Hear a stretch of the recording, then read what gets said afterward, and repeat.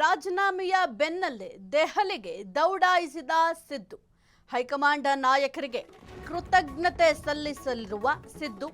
ರಾಜೀನಾಮೆ ಬೆನ್ನಲ್ಲೇ ದೆಹಲಿಗೆ ಹೋಗಿದ್ದಾರೆ ಸಿದ್ದು. ಹೈಕಮಾಂಡ್ ನಾಯಕರಿಗೆ ಕೃತಜ್ಞತೆಯನ್ನ ಸಲ್ಲಿಸಲಿರುವ ಸಿದ್ದರಾಮಯ್ಯ. ಇಂದು ರಾಹುಲ್ ಸಿದ್ದರಾಮಯ್ಯ ಮಹತ್ವದ ಸಭೆ. ರಾಜ್ಯಸಭೆ ಸದಸ್ಯತ್ವ ಒಪ್ಪಿಕೊಳ್ಳಲು ರಾಹುಲ್ ಒತ್ತಡ. ಸಿದ್ದರಾಮಯ್ಯ ಮನವೊಲಿಕೆಗೆ ರಾಹುಲ್ ಪ್ರಯತ್ನ.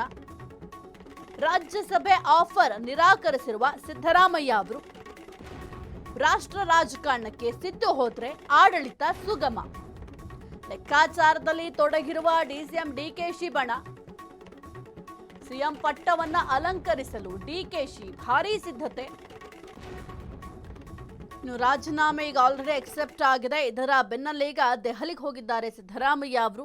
ಹೈಕಮಾಂಡ್ ನಾಯಕರಿಗೆ ಕೃತಜ್ಞತೆಯನ್ನ ಸಲ್ಲಿಸಲಿದ್ದಾರೆ. ಯಾಕೆಂತಂದ್ರೆ ಇಷ್ಟು ವರ್ಷ ಏನು ಕಾಂಗ್ರೆಸ್ನಲ್ಲಿ ಸತತವಾಗಿ ದುಡಿದಿದ್ದಾರೆ, ಅವರ ಪರಿಶ್ರಮ ಆಗಿರಬಹುದು, ಅದೆಲ್ಲವನ್ನು ಕೂಡ ಹೈಕಮಾಂಡ್ ಕೂಡ ಗಮನಿಸಿತ್ತು. ಕೆಲವೊಂದಿಷ್ಟು ಬಾರಿ ಅಪ್ರಿಷಿಯೇಟ್ ಕೂಡ ಮಾಡಿತ್ತು. ಅವರ ಕಾರ್ಯವೈಖರಿ ಮತ್ತೆ ಆಡಳಿತ ನಡೆಸುವಂಥ ವೈಖರಿಯ ಕುರಿತು ಸಾಕಷ್ಟು ಜನ ಬೆಂಬಲ ಇರುವಂತಹ ನಾಯಕ ಅಂತಂದ್ರೆ ಸಿದ್ದರಾಮಯ್ಯ ಅವರು.